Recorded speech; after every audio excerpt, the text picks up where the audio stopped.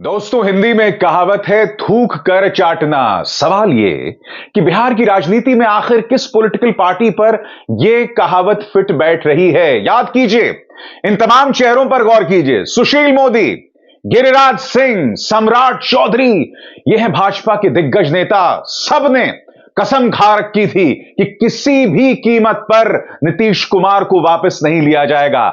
क्या होगा भारतीय जनता पार्टी के उन नेताओं का जो ये कहते थे कि हम पगड़ी तब उतारेंगे जब नीतीश कुमार मुख्यमंत्री के पद से हटा दिए जाएंगे।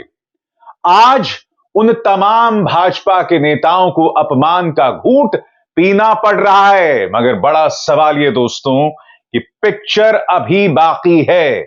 इस्तीफा दे देने से, शपथ ग्रहण कर लेने से यह गाड़ी आगे नहीं चलने वाली है, क्योंकि अभी बहुत कुछ होने वाला है जिसकी चर्चा इस कार्यक्रम में मैं आगे करूंगा। मगर सबसे पहले मैं आपका ध्यान खींचना चाहूंगा तेजस्वी यादव की तरफ। तेजस्वी यादव ने पहली बार इस मुद्दे पर अपनी जुबान खोली है दोस्तों, और वो क्या कह रहे हैं इस पर गौर कीजिएगा। जी न्यूज के मुताबिक आसानी से नहीं होने देंगे तख्ता पलट।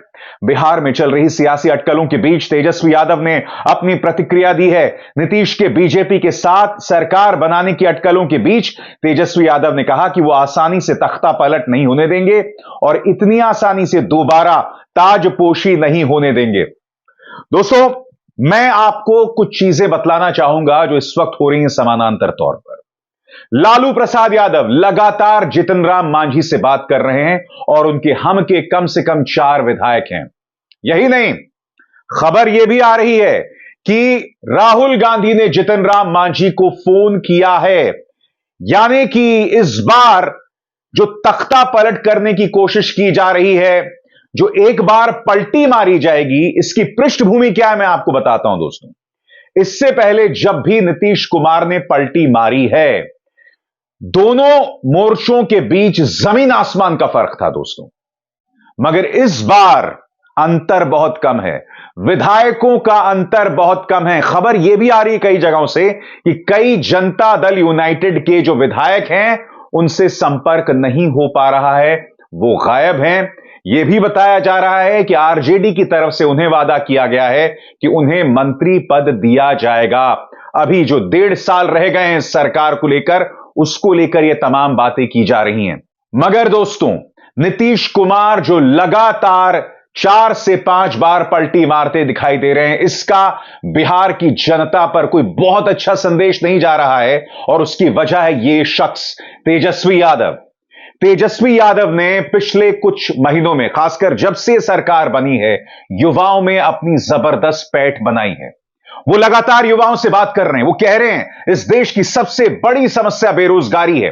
वो लगातार कह रहे हैं कि भाई हिंदू मुस्लिम करने से पेट भरेगा या फिर नौकरी मिलने से आपका पेट भरेगा। याद कीजिएगा दोस्तों, जब राम मंदिर की राजनीति चरम पर थी तब भी उन्होंने कहा था कि नौकरी बहुत जरूरी है, जिसके जवाब में आपको याद है तमाम जो मीडिया के जंगली कुकुर मुत्ते थे वो लगातार कूदने लगे थे। मुकेश अंबानी के न्यूज चैनल का एक पत्रकार तो यह तक कह रहा था कि भाई मंदिर हो तो अस्पताल जाने की जरूरत नहीं है। इस तरह की बातें की जा रही थी। मगर बिहार की जनता यह देख रही है कि तेजस्वी यादव लगातार नौकरी के मोर्चे पर और जातीय जनगणना के सहारे अपनी बात कह रहे हैं, और ऐसे मौके पर नीतीश कुमार पलटी मार रहे हैं और लगातार पलटीबाज साबित हो रहे हैं। बिहार की जनता की निगाह इस बात पर है। मगर बड़ा सवाल दोस्तों, वो जो कहावत है, मैं ये नहीं कहता हूं कि थूक कर चाटना भाजपा पर चरितार्थ होती है, मगर वो 3 चेहरे मैंने आपको दिखाए थे। अब मैं आपको बतलाना चाहता हूं कि पत्रकारों ने सम्राट चौधरी से कहा था कि आपने तो कहा था कि भाई मैं पगड़ी तब उतारूंगा जब नीतीश कुमार मुख्यमंत्री पद से हटाए जाएंगे। क्या होगा इसको लेकर, सुनिए किस तरह से असहज दिखाई दिए सम्राट चौधरी। देखिए। सर, आप अपनी पगड़ी खोलेंगे? पगड़ी आपने बांधा था, 100 में लिया था। पगड़ी खोलेंगे? समय आने वाला नजदीक। स्पष्ट रहिए, हमारी बैठक लोकसभा चुनाव के अंतर्गत हो रहा है। पगड़ी का जवाब मैं पगड़ी के समय दूंगा। दोस्तों, मगर भारतीय जनता पार्टी भी समानांतर तौर पर खेला कर रही है। खबर यह आ रही है कि भाजपा ने नीतीश कुमार से कह दिया है कि हमें गृह मंत्रालय चाहिए। क्यों? क्योंकि अगर गृह मंत्रालय भाजपा के पास होगा तो पूरा जो सरकारी अमला है, कानून व्यवस्था है, पुलिस ऑफिसर्स हैं, वो उनके हाथ में होंगे। और हम ये ना भूलें कि हम लोकसभा चुनावों की तरफ बढ़ रहे हैं। लिहाजा भाजपा चाहती है कि जो सबसे मजबूत मंत्रालय है वो उसके पास बना रहे। नीतीश कुमार को यह मंजूर नहीं है और नीतीश कुमार किसी भी कीमत पर यह मंत्रालय नहीं त्यागना चाहते। यानी कि आखिरी लम्हे पर भाजपा ने यहां खेला कर दिया है और नीतीश कुमार के लिए हालात मुश्किल कर दिए हैं। देखिए, भाजपा क्या चाहती थी? भाजपा यही चाहती थी कि इंडिया गठबंधन जो है वो अस्थिर हो जाए, वहां पर एक संदेश चला जाए कि भाई ये जो गठबंधन है वो स्थिर नहीं है, इसमें स्टेबिलिटी नहीं है। देखिए, पहले ममता बनर्जी अकेले चुनाव लड़ रही हैं और अब नीतीश कुमार जो हैं वो गठबंधन से अलग हो रहे हैं। वो ये संदेश देना चाहते थे और ये संदेश देने में वो कामयाब हो भी रहे हैं। अब इसके जरिए उन्होंने बड़ा खेला यह कर दिया है कि नीतीश कुमार के दिल के करीब जो गृह मंत्रालय था उस पर वो दावा पेश कर रहे हैं और ये कह रहे हैं कि उसके बगैर जो है बात नहीं बनने वाली। बहरहाल, कल आपको याद है लगातार लालू प्रसाद यादव ने नीतीश कुमार से बात करने की कोशिश की, नीतीश कुमार ने उनका फोन नहीं उठाया। उसी तरह से मल्लिकार्जुन खड़गे ने भी उन्हें लगातार फोन किया है दोस्तों, 2 से 3 बार, मगर उनका जो कार्यालय है यानी कि मुख्यमंत्री नीतीश कुमार का जो कार्यालय है वो उसका जवाब नहीं दे रहा है। यानी कि एक बात स्पष्ट हो गई है दोस्तों कि नीतीश कुमार किसी भी सूरत में इंडिया गठबंधन के जो बाकी दल हैं उनसे संपर्क नहीं साधना चाहते थे। इसीलिए पहले कल लालू प्रसाद यादव के फोन कॉल्स नहीं लिए और आज मल्लिकार्जुन खड़गे के फोन कॉल्स नहीं लिए गए। तो स्वाभाविक सी बात है दोस्तों, भारतीय जनता पार्टी को इन सवालों का जवाब देना पड़ेगा कि सत्ता हासिल करने के लिए क्या आप अपने स्वाभिमान के साथ भी समझौता कर सकते हैं?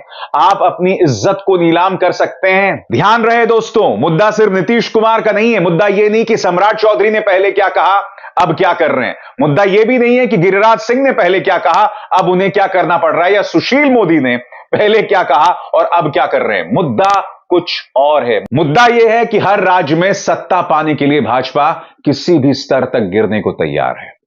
3 मिसाल, नीतीश कुमार तो मैं आपको बतला ही रहा हूं, इसके अलावा अजीत पवार। याद कीजिए दोस्तों, देवेंद्र फडणवीस ने इनके बारे में क्या कहा था।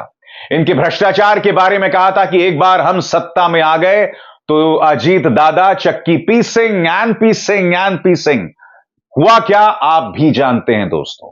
फिर महबूबा मुफ्ती, 3.5 साल तक इनके साथ सरकार चलाई उन्होंने दोस्तों, मगर उससे पहले लगातार महबूबा मुफ्ती को पृथकतावादी सेपरेटिस्ट कहते रहे।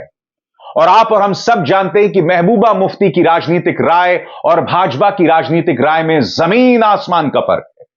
मगर चूंकि सत्ता में बने रहना है, इसीलिए उनके साथ 3.5 साल सरकार चलाई। अब तो खैर कश्मीर में किसी के साथ सरकार चलाने की जरूरत ही नहीं है, क्योंकि आप केंद्र से वहां सरकार चला रहे हैं। मगर बड़ा सवाल यह दोस्तों कि आखिर भारतीय जनता पार्टी अपने कट्टर समर्थकों को यह संदेश कैसे देगी कि वो पार्टी विद अ डिफरेंस है। यह स्पष्ट होता जा रहा है कि भाजपा किसी भी कीमत पर सत्ता पर बने रह सकती है। वो अपने ईमान के साथ, अपनी विचारधारा के साथ, अपने सिद्धांतों के साथ समझौता करने को तैयार है। और यही नहीं दोस्तों, वो साम दाम दंड भेद से भी सत्ता हासिल करना जानती है। वो एजेंसीज के जरिए विधायकों पर दबाव डालती है। महाराष्ट्र भूल गए आप, वो पैसे का सहारा लेती है। कर्नाटक भूल गए आप, वो पैसे के जरिए विधायकों पर निशाना साधना जानती है। याद है आपको किस तरह से महाराष्ट्र के विधायकों को मुंबई, असम, गुजरात प्लेन्स में ले जाया जा रहा था। याद है आपको दोस्तों किस तरह से कर्नाटक में कई ऑडियो कॉल सामने उभर कर आए थे, जिसमें उस वक्त के मुख्यमंत्री येदियुरप्पा कथित तौर पर कई विधायकों से बात कर रहे थे, कथित तौर पर पैसा देने की बात कर रहे थे। मगर जाहिर सी बात है दोस्तों, मीडिया इसे मास्टर स्ट्रोक बताएगा। मीडिया आपके सामने यह सवाल नहीं उठाएगा, और मीडिया से मेरा मतलब गोदी मीडिया। जो असली मीडिया है, जो डिजिटल प्लेटफॉर्म्स पर आपके सामने हकीकत पेश कर रहा है, वो लगातार सवाल उठा रहा है। मगर गोदी मीडिया इस तरह की जो बेशर्मी चल रही है, राजनीतिक बेशर्मी चल रही है, उस पर सवाल उठा रहा है। कहां है राजनीतिक सुचिता, कहां है ईमानदारी, और सबसे बड़ी बात, मुझे दया आती है उन समर्थकों पर, भाजपा के उन अंधभक्त समर्थकों पर, जिन्हें इस मुद्दे पर भी भाजपा का समर्थन करना पड़ेगा।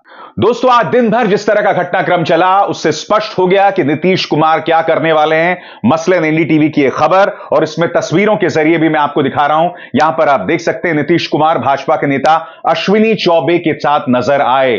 खबर क्या है दोस्तों, आप देख सकते हैं यहां पर बाकायदा आप नीतीश कुमार को देख रहे हैं अश्विनी चौबे के साथ। यह तस्वीर अपने आप में यह स्पष्ट कर रही थी दिन भर कि नीतीश कुमार क्या करने वाले हैं। और जैसे मैंने कहा कि अश्विनी चौबे भी लगातार नीतीश कुमार के खिलाफ बयान देते रहे थे, मगर अब यह तस्वीर खिंचवाने में कोई शर्म नहीं है, क्योंकि मकसद है सत्ता हासिल करना, और इसके लिए कोई भी कीमत चुकाने को तैयार है भाजपा। मगर जैसे मैंने कहा ना दोस्तों, पिक्चर अभी बाकी है।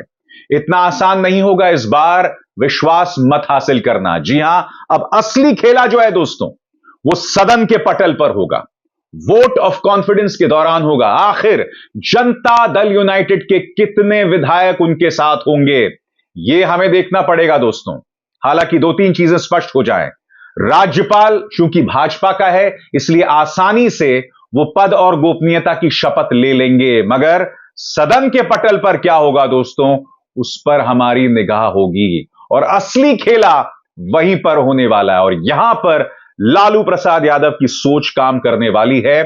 एक ऐसा दिग्गज जो राजनीति में कई सालों से है, कई दशकों से है, और वो आसानी से इस बाजी को हाथ से नहीं जाने देने वाले।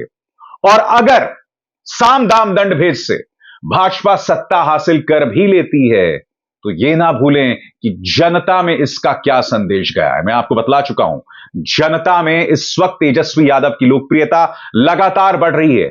ऐसी सूरत में जनता यह भी देख रही है कि एक ऐसा व्यक्ति जिसका फोकस बेरोजगारी पर था, नौकरी देने को लेकर था, सही मुद्दे पर था, उसे सत्ता से बाहर कर दिया गया है। ये तमाम फैक्टर्स हैं जिनके चलते आने वाले दिनों में भाजपा की राह आसान नहीं होने वाली है।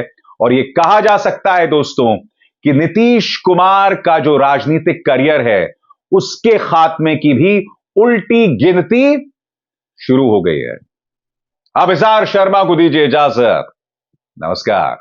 स्वतंत्र और आजाद पत्रकारिता का समर्थन कीजिए, सच में मेरा साथी बनिए। बहुत आसान है दोस्तों, इस ज्वाइन बटन को दबाइए और आपके सामने आएंगे ये 3 विकल्प, इनमें से एक चुनिए और सच के इस सफर में मेरा साथी बनिए।